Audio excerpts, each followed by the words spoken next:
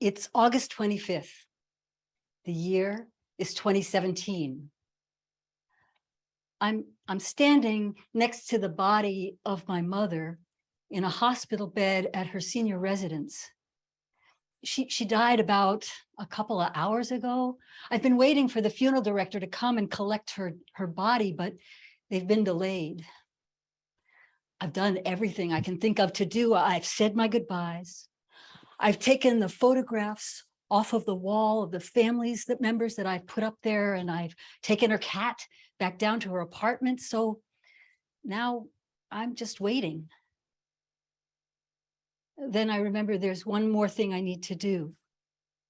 Slowly, I take the watch off of her wrist and I put it in my pocket. My mother was really fanatic about time. It was super important to her.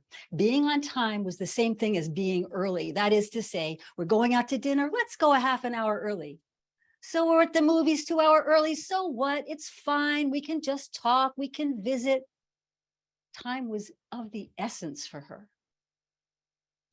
A few years, about 5 years before she died, she developed some dementia. So she started to call me 14, 16, sometimes 18 times, pretty much every day.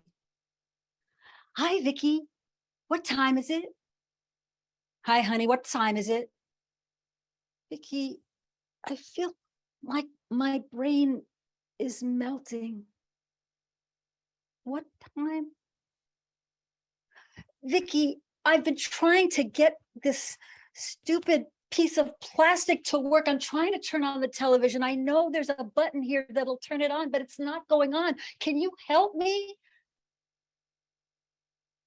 Hi, Vicki.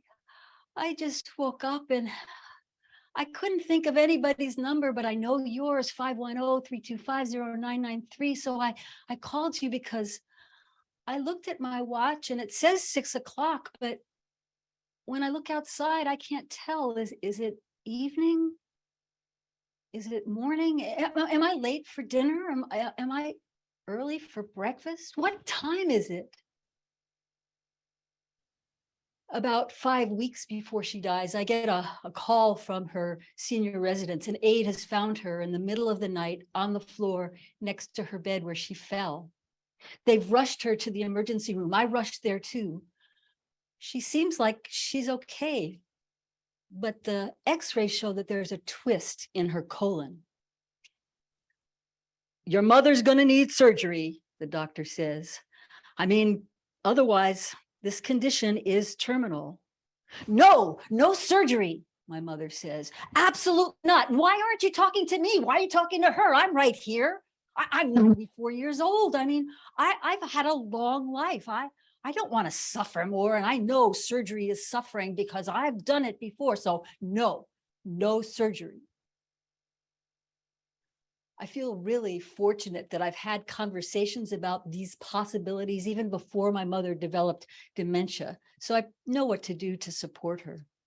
They bring her back in an ambulance, back to her senior residence, and then they carry her up to the 22nd floor, which is a designated hospital floor. I go to visit every day. Oh, Vicki, you're so beautiful. I love you. What's happening?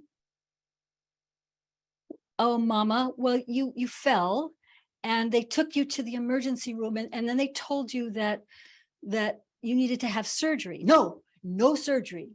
Right, that's what you said. So the thing is that this condition is terminal. So what's happening is you're dying. Oh. Okay, so it's over. It's over. Well, it had to happen sometime. I mean, I've lived a really long life. I've had a lot of great experiences. I made the right decision.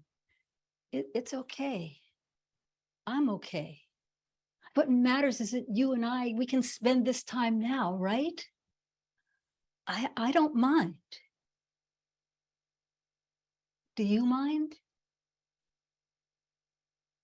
We have this conversation again and again and again. Every time she wakes up, every day she wakes up, she says the same thing. And I have to kind of pump myself up to tell this person who I've loved my entire life, Mama, you're dying. This goes on day after day, week after week after week. I'm starting to feel kind of worn down. The nurse comes into the hospital room. She says, you know, your mother's really strong. She hasn't had anything to eat for weeks. I mean, she hasn't had anything to drink for days. People don't usually last this long, you know. She's strong. She's really something. Yeah, she is. She's really something. And I'm getting tired. I go to see a friend who's a coach and also a psychic. She says she's got this image of my mother pulling on a cord that's connected to her body, trying to lift out of her body so she can leave. A few days later, I'm sitting at her bedside. She's sleeping. So I go into a meditation. I have this kind of waking dream, and then I have that vision. I can see my mother is pulling on this rope. She's pulling, and she looks at me and she said, Vicki, this cord, I've got to get it out of the body. I can't do it. You've got to help me. I look and I see that there's this rope that's coming down, and at the bottom of the cord, I can see all these little threads, thousands, maybe millions of them. Each one is connecting to a different cell in her body. Every single cell has its own memory. Look, she's making lasagna for Thanksgiving.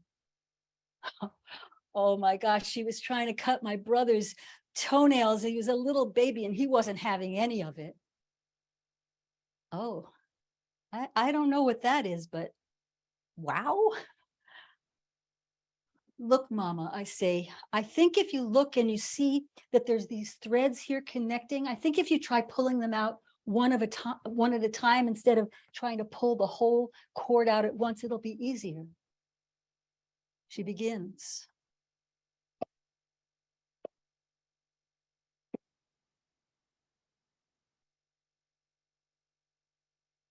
I sit, I witness my mama letting go of her life.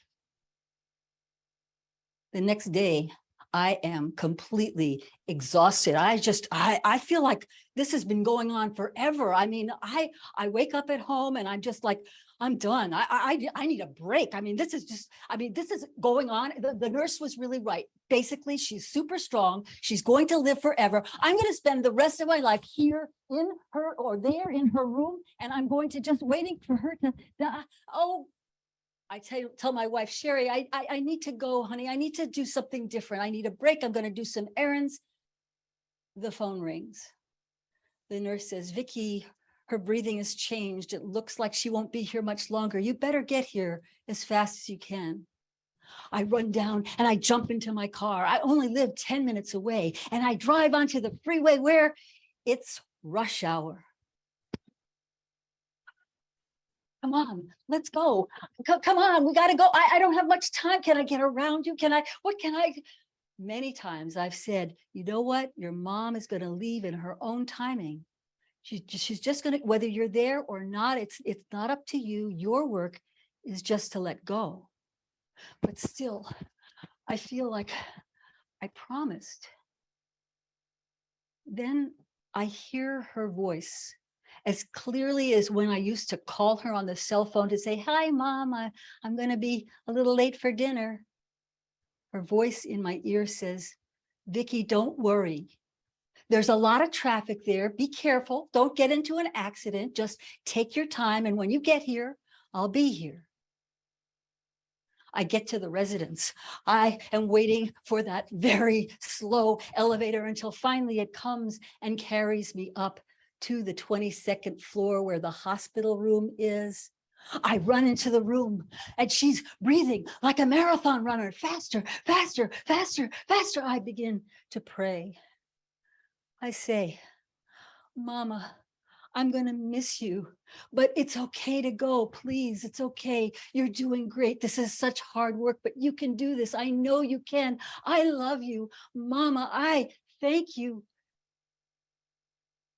15 minutes later,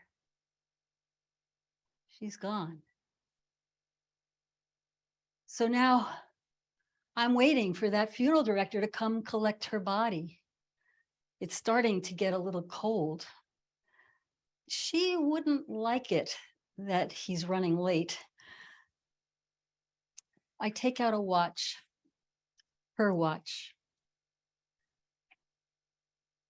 I feel like I've entered a time out of time. It's not too early, not too late. And then I feel, now, what? Thank you.